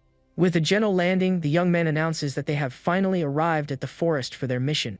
A satisfied smile on his face, he seems quite pleased with the result of his aerial journey. Carmilla screams in her thoughts for him to stop acting as if this were all perfectly normal. She demands to know how he flew, and he replies that he used barrier magic to do it. In her mind, the little vampire screams that this is impossible to do with barriers. With her mouth wide open, the vampire cat can't believe it and screams that it makes no sense. With a calm expression, he says it's a simple principle, but the vampire understands none of it. To demonstrate, the mage bends down and picks up a small stone from the ground. He explains that a barrier is a point in space, and all you need to do is define its coordinates. With the barrier floating in mid-air, our hero then places the small stone right in its center. The stone also begins to float, and he explains that after this, you just have to move the barrier freely through the air. The young man reveals that by enveloping his body in a barrier, he can fly, and the cat thinks he's completely abnormal. Rikudo then says they should get to collecting the herbs, but the vampire doubts he can even identify any. In response, he creates a giant barrier, and the cat asks what he's doing. Our hero then makes a hand signal, preparing to use yet another of his spells. Out of nowhere, the huge barrier of light begins to shrink, and the vampire is baffled by the situation. The magic then closes in completely, becoming the size of the young man with something trapped inside. With a mountain of herbs at her feet, the cat asks what all this is, and he says it's every herb they need. He reveals he created a numerical barrier that pushed out everything that wasn't a medicinal plant. The vampire is shocked to see only the target herbs remain, and the mage confirms his plan worked perfectly. With a snap of his fingers, he stores everything, and the cat thinks his idea was absolutely brilliant. She praises him for achieving so much with barriers, and he thanks her, saying they should head back. But suddenly, a desperate scream for help echoes through the forest, startling him. With a serious look, our hero freezes, trying to hear the cry again. The scream continues, and the mage realizes he recognizes that voice from somewhere nearby. He then identifies it as the arrogant noble from the guild, confirming it's the same guy. The cat asks if he's really going to help the noble, and the mage takes flight, saying of course he is. She reminds him that the guy humiliated him, but Rikudo says that's no reason to leave him to his fate. With a smile, the vampire calls him a weirdo for his strange and unexpected kindness. She then praises him for being a good guy, and he thanks her, announcing he's finally found him. From the air, he spots the noble's party being chased by a giant boar through the forest. The monster closes in, and the noble screams in pure terror at the massive creature before him. In a complete panic, the man in pink screams endlessly as he sees the creature getting dangerously close. One of the noble's female companions turns and shrieks at the sight of what's happening. She declares she's getting out while she still can, and one of the other girls calls Kamas cruel for abandoning them. Angrily, he yells at them to shut up, proclaiming that his own life always comes first. But suddenly, he runs face first into something and cries out at the unexpected impact. Our hero has trapped him in a barrier, calling him defective bastard and telling him to stay quiet. With a hand sign, he prepares to use one of his attack techniques to help the others. He then activates his barrier technique called Linked Bullet to save the girls. In an instant, the giant boar is launched into the air, along with one of the noble's companions. The monster squeals in pain as it's hit head-on by the power of our hero's magic. Landing safely on the ground, the young adventurer asks if her companion is okay. The fallen girl expresses her thanks, and the mage approaches the two to check on them. With a smile, he tells her she can thank him later for saving her life. The adventurer is confused, but suddenly a roar thunders through the trees, and another creature rises with hatred. With a scream of panic, the noble stares at the new and gigantic threat that has just appeared. Before him stands the mighty orc king, and Kamas recognizes him instantly. He wonders what a B-rank monster is doing here and screams that they are all doomed. Lying on the ground, the man in pink cries for his mother as the creature roars in pure fury. With a look of pure hatred, the enormous monster glares at our protagonist, ready to attack. The creature then leaps forward to strike, but the mage remains calm and completely unfazed. A confident smile on his face, our hero prepares to demonstrate his power once again. He activates his barrier, and numerous threads of blue light envelop the monster completely in mid-air. The creature is sliced into multiple pieces, and Kamas screams, shocked by the spectacle he just witnessed. The mage reveals his barrier transformation in the attack form known as Light Thread. Rikudo explains he simply made the barrier razor thin, and the noble sputters that a defective couldn't do that. Still trapped in the barrier, the man in pink refuses to believe the power of the mage he so thoroughly humiliated. With a serious look, our hero faces him, ready to impart a moral lesson. He says that if you believe nothing is possible, then you will truly never accomplish anything. Back in town, our protagonist approaches the guild and hears a strange commotion. He pauses, realizing the noise is coming from inside the adventurer's building. Inside, the guild is packed, and an adventurer is arguing with the receptionist at the counter. The man seems irritated by the situation, and the young woman looks exhausted by all the fuss. The receptionist spots our hero and calls out to him, a look of relief washing over her face. With a smile, she says his timing is perfect and asks if he managed to get the herbs. The receptionist confirms they need a large quantity of herbs, and our hero asks if they need help. The adventurer confirms they do, and the mage then asks for the exact amount required. Holding up one finger, the man reveals they need at least 100 kilograms of herbs. Stroking his chin, our protagonist considers the amount, appearing quite relaxed. Seeing his calm reaction, the man grows concerned and asks if that quantity is too difficult to obtain. With a smile, the young man reveals he has 500 kilograms, and the man shouts in pure shock. The receptionist is also stunned, and the mage admits he might have overdone it a bit while collecting. The adventurer asks if he really has that much, and the young man prepares to prove it. He then uses his magic, and the guild hall fills with herbs, prompting the man to ask for all of them. With a serious look, our hero agrees and asks if, by any chance, people were injured somewhere. The man confirms this, saying that near a town where an acquaintance of his lives, many people were hurt. He adds that they sent an urgent message requesting all available potions in stock. A glow emanates from his hand as the mage prepares to make an unexpected proposal. Rikudo then offers to go to the location himself and heal all the injured people. The adventurer is shocked and asks if he's a healer, but our hero immediately denies it. With a calm demeanor, the young man reveals he can use his barriers to heal people. The man understands this situation and says he will trust the mage with this important mission. With a smile, the adventurer says he believes in him, as he has a good eye for people. Our hero then looks at the man with a serious expression, ready to accept the mission. The adventurer shakes his hand, asking our protagonist to take good care of everything over there. The young man then asks for the location, and the adventurer reveals it to be the town of Itoi. Rikudo thinks for a moment and remembers that the town of Itoi is right next to his hometown, Miyoko. The man hurries, saying he's already prepared a carriage, but the mage tells him it's not necessary. Raising his hand, he prepares to use his magic, leaving the adventurer utterly confused. He reveals he's been there before and can fly to the city immediately, without any delay. The adventurer is stunned, asking if the mage can even use teleportation. With an intense flash, our hero prepares and vanishes from the guild in the blink of an eye. Shocked, the man exclaims that it's unbelievable, and that they are actually now in the city of Itoi. He then wonders just who this defective mage is who can use such advanced magic. The adventurer praises him, saying his judgment didn't fail him in trusting the young man so completely. With a smile, our hero says they should hurry to help the injured people. He then turns with a determined grin, ready to head towards the wounded. But upon arriving at the scene, he's confronted by a sight of complete destruction and utter chaos. A massive horde of orcs is attacking the city, and adventurers are struggling to defend it. The furious green monsters attack relentlessly with their axes and sharp swords. With a serious look, our protagonist takes in the sheer number of orcs on the scene. Several adventurers are fighting bravely, but the number of monsters seems overwhelming. Our hero then realizes the situation is far worse than he initially imagined. With a worried expression, the adventurer says it's a full-blown monster parade in the city. The mage understands that hungry monsters often band together in large groups to hunt humans. The horde of monsters continues its relentless advance, and the situation looks increasingly desperate. A glow appears in his hands as our hero prepares to use his magic to help. He then creates a barrier and asks the adventurer to stay inside it for the time being. Frightened, the man asks what they're going to do, and the mage says he's going to end this. With a focused look, our hero prepares to unleash his full power once again. He extends his hand and creates a giant barrier, trapping all the monsters at once. The massive barrier of light encircles the entire horde of orcs, which continues its frenzied attack. One of the adventurers is shocked, asking what that barrier is that appeared out of thin air. With a hand signal, the mage activates the second phase of his spell with a serious expression. An adventurer tries to strike an orc, but his sword simply passes right through the monster. The warrior then realizes he can no longer land a hit on the creatures trapped within the barrier. Our hero then reveals that only they can pass through the barrier, the orcs cannot. From the outside, the adventurers watch as the monsters are completely contained by the light magic. An adventurer suggests they attack the monsters while they're trapped, but the mage says no. The adventurer is confused by this response and asks what he plans to do with the orcs. With a clenched fist, our hero prepares to use one of his most powerful techniques. The barrier begins to contract and the orcs inside start to feel immense pain. The barrier gets smaller and smaller, and all the monsters are crushed within the magic of light. One of the adventurers remarks on how brutal it is, noting that he's literally squeezing the orcs. Cheers erupt as everyone realizes that, thanks to the mage, they've all been saved from a certain end. The adventurer shouts with joy, giving thanks because everyone there was saved from the massive threat. With a calm demeanor, our hero simply observes the scene with a deep sense of satisfaction. Afterwards, everyone gathers in the city church to tend to the wounded and get some rest. Using his healing magic, the protagonist begins to help all those injured in the battle. The adventurers are shocked as they watch their wounds vanish in the blink of an eye. With everyone healed, the young man and his cat watch as the others celebrate their great victory. But our hero maintains a serious expression, knowing his mission is not yet over. Suddenly, a woman cries out in despair upon realizing one of her companions did not survive. She begins to weep uncontrollably, asking why of all people that person had to be taken. The mage and the vampire simply observe the tragic scene with serious, focused expressions. The adventurer then approaches and thanks the young man once again for all his help. The man says that if he hadn't been there, the situation would have been much worse for everyone.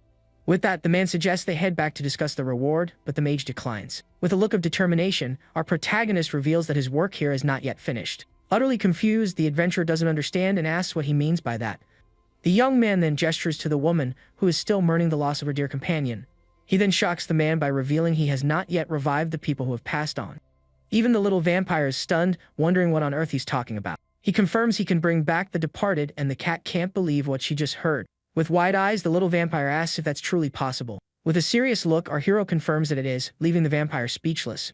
The little cat's jaw drops in complete shock, unable to process what she just heard. At this, she has a complete meltdown, screaming that it's impossible to bring people back like that. Just then, the little vampire collapses onto the church floor in sheer disbelief. Her tail twitching, the feline remains in a state of utter shock from the mage's revelation. She then turns and screams once more that bringing back the departed is absolutely impossible.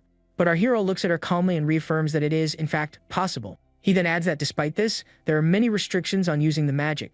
With his hands clasped together, he begins to channel his energy, preparing to use a secret art. With a great shout, our protagonist activates his technique to construct a sacred realm. The vampire recognizes the power of purification, the strongest healing technique in existence. She then asks, shocked, if he just created a sacred domain where a deity could exist.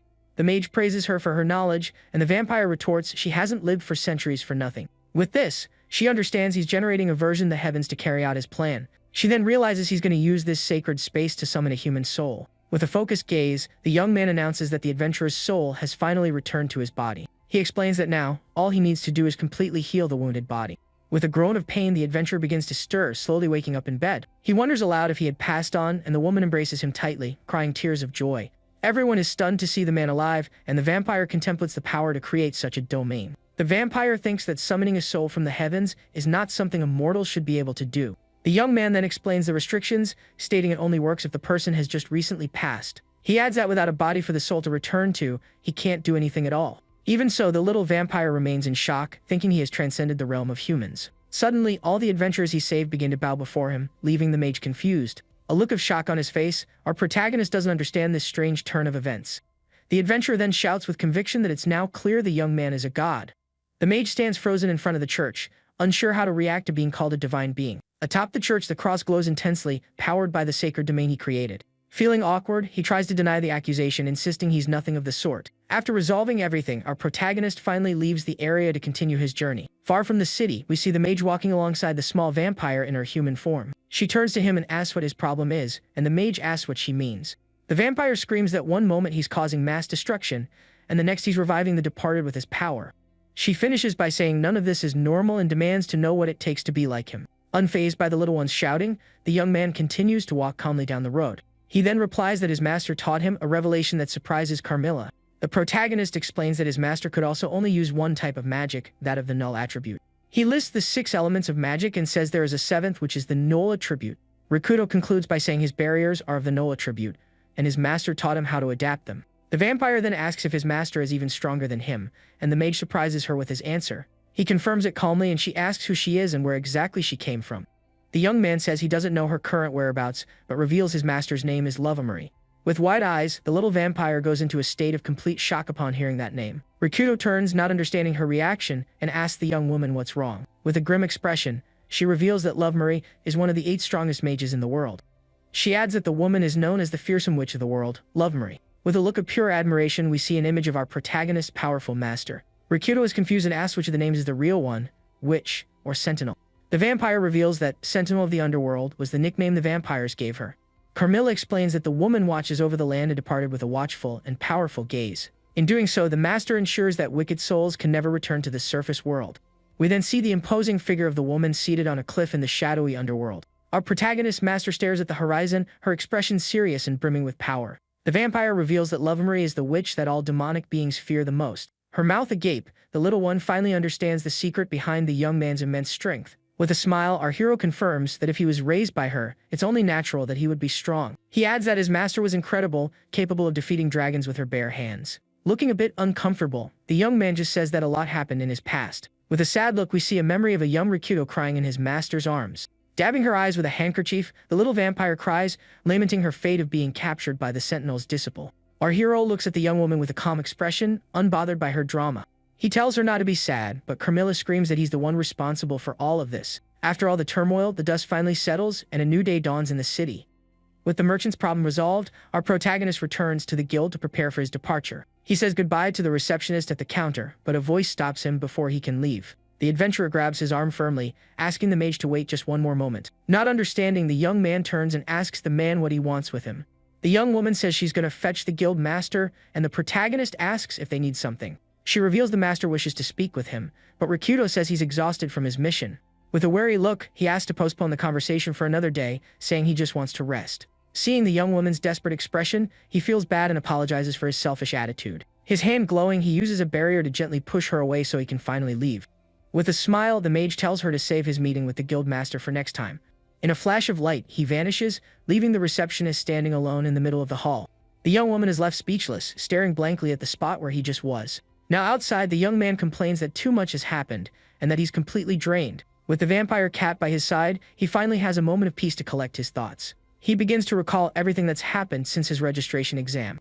He also remembers his first mission and the powerful magic he used to save everyone. He recalls even using his secret art in the city of Itoi to rescue everyone. Completely exhausted, he finally heads back to the inn to get some much-needed rest. But suddenly, Flair shouts his name with a joyful smile upon seeing him arrive safely. The young man is welcomed with a warm embrace from his beloved, who had been waiting for him. He thinks that as long as he has her smile by his side, he can overcome any challenge. With a smile, the protagonist says, "I'm home," and feels his fatigue melt away completely. The young woman then gives a warm welcome to the little cat, and our hero is startled by the scene. The small vampire glares at him with a look of pure hatred for having been ignored. After calming down a bit, the couple sits on the bed to have a proper conversation. Flair comments that he was gone for quite a while, and our protagonist looks a bit thoughtful. He says a lot of things happened, and she praises him for the good work he did that day. The young man reveals that he met all sorts of people during his hectic day. He thinks about the people who recognized his worth and those who trusted him with the mission. With a smile, he remembers the man who believed in his abilities without a moment's hesitation. But he also remembers the strange man who humiliated him and almost ended up in a very bad spot. The mage thinks he was worried about leaving the country, but now he feels confident as an adventurer. With this, he says that if he becomes a full-fledged adventurer, their income will stabilize. With a determined look, he faces his beloved and promises to make her very happy. The young woman turns completely red, left speechless by her protagonist's heartfelt declaration. A shy smile spreads across her face. She seems incredibly happy with her beloved's promise. In a burst of joy, the young woman throws herself into his arms. The two then share a tight, affectionate hug in the middle of the inn room. She tells him he was wonderful and that simply being by his side is enough to make her happy. With a smile, the young woman asks him not to overdo it and to take it a little easier on his quests. Blushing, the young man agrees with his beloved, saying he understands her message loud and clear. And so, the two lovebirds remain in their embrace, enjoying a moment of pure happiness. Meanwhile, the little vampire simply watches the scene from a distance with a serious expression. But suddenly, the girl shifts, and the vampire cat senses something strange coming from her. The little vampire then rubs her face with her paw, looking a bit drowsy. The girl continues to stir, and the vampire cat doesn't take her eyes off her for a second. With a suspicious look, the feline wonders if it's just her imagination. A few days pass and we see the Adventurers Guild building once again. The receptionist informs him that today he will finally meet the master, which surprises the young man. He assumes it's about the monster outbreak but then notices the young woman's odd expression. With a serious face, the young woman looks at our protagonist, her expression unreadable. The young man asks if it's about a job, and she confirms they wish to request something of him. With a sigh, our hero seems a bit let down to learn that it's just another job. He then turns to the receptionist and confirms that he understands the situation perfectly. Suddenly, a mysterious voice calls out to him, asking if he is indeed the famous Rikudo. The voice invites him to sit, and he prepares himself for the important conversation. In the office, the guild master begins to explain the situation to our protagonist. With a serious look, the man reveals that a mysterious ruin has suddenly appeared out of nowhere. The mage is intrigued, and the master says the creatures inside look human but are not. He explains that a mysterious monster has emerged from the ruin, and they are essentially moving bodies. With a focused gaze, our hero understands they are dealing with living corpses. The man confirms they have appeared in large numbers, and that there is also a leader among them. Rikudo asks if they've already fought the leader, but the master says that no attack has worked against it. He adds that they even sent S-rank adventurers, but they all returned unsuccessful. The young man then considers the possibility of it being an immortal being and thinks of his servant Carmilla. The image of a glowing cross flashes in his mind, and he realizes the possibility is very high. At this, he concludes that if the creature can't be defeated, the only remaining option is to seal it. With a smile, he asks if, by any chance, he might be the right person for this particular mission. The guild master recalls that he single-handedly resolved a difficult mission just the other day. For this reason, he believes Rikudo can solve this problem and is making a direct request to him. With a confident smile, the mage understands the request and accepts the mission without a moment's hesitation. The master is both shocked and overjoyed to see the young man accept the job. But our hero cuts him off, stating that he will expect to be properly compensated for his work. The man agrees, and the scene shifts to the exterior of the Adventurers Guild building.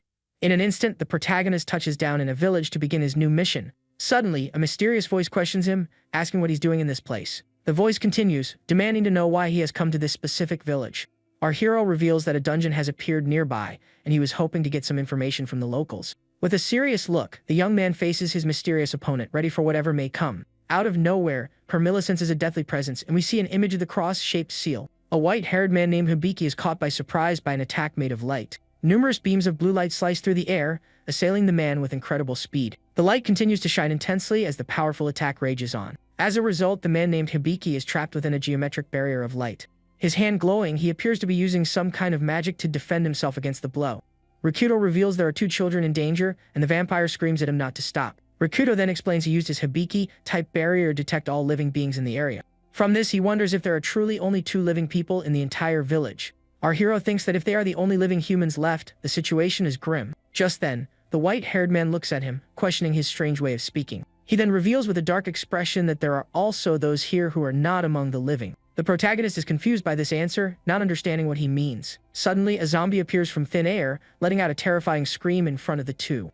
The creature continues to shriek, and our hero simply watches the scene with a calm expression. A confident smile on his face, he seems completely unafraid of this new threat. In her human form, the little vampire is completely shocked by the scene unfolding before her. The zombie then begins to shamble slowly and relentlessly toward our protagonist. At that moment, another creature appears, and Carmilla screams in pure panic at the sight of two monsters. Hibiki then shouts for him to run, warning that if he gets bitten, he'll instantly turn into a zombie too. Furious, the vampire screams for the mage to finish the creature before it's too late. But he surprises her by saying he's not going to destroy the zombie, which leaves her very confused. The monster closes in on Hibiki, and the white-haired man screams in pure terror. Out of nowhere, Rikudo appears and catches the creature with his bare hands just before its final attack. With a serious and determined look, he stops the monster from being able to attack the man. The impact causes the creature's teeth to shatter and fall to the ground. The zombie is left stunned, its mouth hanging open, unable to comprehend what just happened. Our hero reveals he used a barrier key to construct something unexpected in that moment. Hibiki is shocked, saying that barrier arts require immense concentration to work. He adds that a spell with that kind of power isn't something one can cast instantaneously. The zombie then seems to understand the situation and, with a smile, says that everything is alright. The mage extends his hand and tells the creature to wait, as he is going to heal it now. With his hand glowing, he prepares to use one of his healing spells on the creature. An intense light envelops the zombie, which stands still, not understanding what's happening. Hibiki recognizes the magic, saying it's the same one that healed those attacked by the orcs. With a smile, the young man confirms the magic is similar but has its own differences. The vampire screams that zombification isn't a disease and can't be cured, yet he just did it. Angrily, the little vampire screams, wondering what on earth just happened. Out of the blue, the zombie's hand begins to glow, and the creature transforms back into a normal human. The woman then stands up confused and wonders why she's in this place. Completely shocked, the vampire freaks out, unable to understand what's going on. Our hero explains he simply reversed the flow of time within the barrier to cure her. Hibiki asks if he can really do that, and the young woman stares at the mage, still not understanding. Furious, the vampire prepares to have another one of her fits of rage at him. She then screams that he is incredibly irritating and that she can't stand this situation anymore. Unbothered, our hero walks towards the entrance of the mysterious dungeon. With a serious look, he approaches the stone door to begin his new mission. Inside, he encounters two more zombies shuffling slowly in his direction. The creatures let out a terrifying scream and prepare to attack the mage. With a glow in his hand, he uses his healing magic on both monsters at once. The light from the spell gently pushes the two creatures back without truly harming them. Now cured, the two thank him, and the mage asks what happened to them in here. They say they aren't sure, and that their memories are very hazy right now. The woman recalls seeing a massive door deep inside the dark dungeon. She adds that after that, her memory simply went completely blank. The other man corroborates her story, saying the same thing happened to him. Stroking his chin, the protagonist thinks about the door and understands the whole situation. With a focused gaze, our hero looks down the dungeon corridor with determination. He then continues his journey, walking toward the depths of the dark dungeon. Carmilla calls him a work of art, and the cross on her shoulder begins to glow faintly. The vampire complains that he's healing all the zombies and taking them back to their homes. With a suspicious look, she studies the mage, unable to understand his true intentions. He explains he couldn't make her the sole exception, and that it wasn't much trouble. Angrily, the little vampire shouts that teleportation requires an immense amount of effort. She continues her lecture, saying it's an advanced and very powerful form of magic. With that, she asks how he's able to use such a spell with so much ease. He reveals that a barrier is essentially spatial magic and explains the principle behind it. He explains that with this logic, he creates one space here and another at the destination, and then connects them. This allows him to move between 2 points in an instant, but the vampire still doesn't get it. She then compares him to Thumb, and our hero is confused, asking who she's talking about. The little one starts to talk about the vampires of her clan, but then decides to say no more. Our protagonist insists she tell him, but the young woman covers her mouth, refusing to speak. Terrified, she reveals that if she speaks their names, her life will surely be forfeit. He becomes thoughtful about those people, while the little one remains very frightened. With a smile, he then deduces she's likely referring to high-ranking vampires. At that moment, more zombies appear, shuffling slowly towards the two adventurers. The creatures let out an eerie shriek and prepare to attack the mage and his servant. With a serious look, the protagonist thinks that sooner or later, he'll uncover the truth. With that, the two continue on their way and finally reach a new area of the dungeon. Our hero realizes this must be the deepest floor, and that the door is right in front of him. He then faces the massive wooden door, confirming it's the same one the villagers mentioned. With a determined look, the mage prepares to enter, saying they should get this over with. Without hesitation, the two step into the mysterious room to see what lies within. Upon entering, they find a throne room with a woman seated on the throne, flanked by several guards. The woman on the throne is surrounded by two female attendants and looks down on the two with an air of superiority. A slight smile on her face, the mysterious woman seems quite unbothered by their arrival. Our protagonist looks at her and deduces she must be one of the high-ranking vampires. Carmilla is shocked and asks how he knows, but he says it was just a hunch based on the way she carries herself. The blue-haired woman looks at the young man with a serious expression and confirms she is an elite vampire. He then notices that her mana flow is far greater than Carmilla's. Just then, the zombified adventurers begin to move and groan in pain, readying themselves for battle. The creatures then walk slowly toward the two, their faces devoid of any emotion. The vampire senses a sinister aura from them, and the mage agrees, which irritates her with his calmness. We see the creatures are armed with spears and bows, ready for combat a moment's notice. Other zombies also wield swords, preparing to attack the mage and his servant. With that, all the zombies surround the pair of adventurers, cutting off any chance of escape. Our hero recognizes them as masters of their craft and asks the vampire if she's the one controlling them. With an intense glow, our hero creates a barrier, blocking the zombies' attack. The sword of one of the monsters flashes brightly as it clashes against the mage's protection. The vampire shouts that they are martial arts masters wielding divine artifacts. Rikudo just replies with a huh, and Carmilla gets annoyed by his nonchalant reaction. He says it doesn't matter what kind of weapons they use, his course of action remains the same. His sword glowing, the mage says he's going to give the enemies a little payback. With a bright flash, he unleashes a wave of energy, sending all the zombies flying. The creatures cry out, their eyes glowing, not understanding what just happened. The vampire on the throne simply observes the entire scene with a serious and focused expression. Carmilla says his barrier is a cheat, and our hero asks if she really thinks so. He argues that if they can use incredible weapons, he can use an incredible suit of armor. The little vampire concedes his logic, but still seems a bit suspicious. With a smile, the vampire on the throne seems quite pleased with what she's witnessing. She praises him, saying he seems to have a sliver of skill for a mere human. The two leaders then stare each other down, their expressions serious, both ready for combat. The woman asks what a human is doing here, and he reveals he has come to seal her away. A smile of pure mockery spreads across the vampire's face, she seems amused by the young man's audacity. She calls him an amusing human and asks if he's aware that she belongs to a superior species. With a determined look, our hero says it doesn't matter whether she's superior or not. The vampire picks up a golden scale, calling him an amusing insect for his courage. With that, she announces she will play with him for a while to pass the time in her dungeon. The woman then introduces herself as Libra, the vampire of the scales, putting everyone on high alert. She grips the golden scale firmly, preparing to use her abilities. With a battle cry, the vampire commands her servants to advance on the mage and his companion. She then orders them to finish the young man, and the horde of zombies surges forward to attack. The monsters, their eyes glowing, run relentlessly toward the pair of adventurers. One of the creatures lets out a terrifying scream as it prepares to engage the mage in combat. The horde of zombies then closes in quickly, ready to overwhelm the two of them. The monsters with white, hungry eyes continue to advance without a hint of fear. With a bright flash, our hero creates a barrier, protecting both himself and the vampire. The vampire notes that even though they're blocked by the barrier, the zombies don't stop their assault. She complains that the monsters' actions are irrational and that they're getting nowhere. Our hero then says he'll just attack their master directly, and that will be that. And so the horde of zombies with glowing red eyes continues its relentless advance. The mage then prepares to shout the name of his next barrier technique. He activates Ricochet, and an intense light sends all the zombies flying backward. The creatures are thrown back and glare at the mage, their eyes glowing in the darkness. With their mouths agape, the monsters prepare to charge our protagonist once more. The vampire says this isn't getting them anywhere, and that they are essentially trapped. Rikudo replies that if that's the case, he will simply attack the enemy's main body directly. His hand glowing intensely, he begins to channel his energy for the attack. With a great shout, our hero unleashes his powerful technique known as Shooting Star. The powerful magic of light pierces through the creature's chest without any difficulty. The mage's attack hits its mark, easily perforating the zombie's body. But the vampire on the throne simply watches the entire scene with a smile on her face. With a look of mockery, she makes a hand signal, preparing to counterattack. She then extends her hand, ready to unleash one of her powerful spells. Unfazed by the scene, our hero glares at her with a serious and determined expression. Out of nowhere, a beam of white light shoots from the vampire's hand towards the ceiling. The woman is shocked, asking how her invincible barrier was shattered so easily. The vampire explains that the barrier that was reflected was the same type as the one they were using. With a newfound power, he faces the enemy, preparing for his next attack.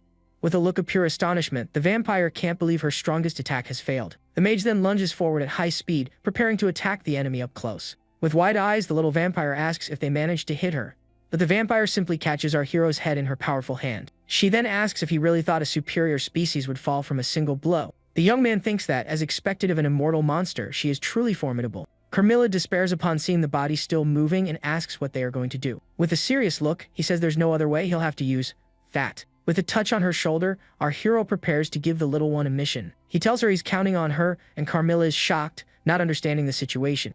The mage explains he needs time to prepare and tells her to keep the enemy occupied. With a scream of panic, the vampire says there's no way she can possibly do that. He insists she only needs to buy some time and that he will lend her some of his power. A smile playing on her lips, the vampire on the throne orders her servants to attack without mercy. The little one tries to run, and he says he's counting on her, but Carmilla warns she's just going to leave. With a cold gaze, our hero threatens the young woman, saying he will extinguish the flame of her life. The vampire freezes in pure terror upon hearing the mage's threat, who glares at her seriously. With a furious scream, the little one glares at him and asks if he's some kind of demon. With no other choice, Carmilla charges into battle, cursing the mage for putting her in this situation. A dagger in hand, the young woman prepares to fight against the horde of zombies. She grips the weapon firmly, ready to show off her power as a vampire. With a battle cry, the little one charges headfirst into the massive dungeon monsters. With a swift and precise cut, she manages to run one of the zombies through with her dagger. The young woman then continues to press forward, fighting relentlessly against the horde of monsters. With a determined look, the little vampire shows that she is not to be trifled with. The mage observes, thinking that at this rate, she'll be able to hold off the enemy for a while. The vampire on the throne then places a hand on her head, appearing to be deep in thought. She thinks about something problematic, and our hero says the feeling is entirely mutual. With that, we see the image of the vampire's golden scale glowing intensely. Surrounded by zombies, the little one continues to fight bravely to buy time for the mage. With a hand signal, our protagonist finally prepares to use his technique. The enemy says she doesn't know what he's planning, but she will strike first. With a serious look, the vampire commands for the soul to be placed upon the scale. A blue flame materializes, and the woman reveals that is our protagonist's soul. On the other side, a larger, darker flame appears, and the mage identifies it as his own soul. The two souls are then placed on the golden scale for the vampire's ritual. With a smile, the woman announces she will now begin her ritual of judgment. Our hero then stares at her with a serious expression, bracing himself for what's to come. The vampire explains that the strength of their souls will be measured, and the stronger one will impose their will upon the other. She says it's a measure of the strength of their feelings, and the mage replies that in that case, he's already won. At his words, the scale tips heavily to his side, and the enemy screams that it's impossible. The woman shouts that she has lived for an eternity, and her mental fortitude has reached the realm of the gods. But with a confident smile, our hero faces her, completely unfazed by her words. The vampire says she is immortal, but the young man reveals that's fine, because he's bought enough time. Not understanding at all, the enemy glares at him and demands to know what he meant by that. With a great shout, our hero activates his angel summoning, calling the creature to his side. With a brilliant flash, the powerful angel Serial appears, ready for the great battle. The imposing celestial being then takes her place behind the mage with a serious and focused expression. With her eyes closed, the angel appears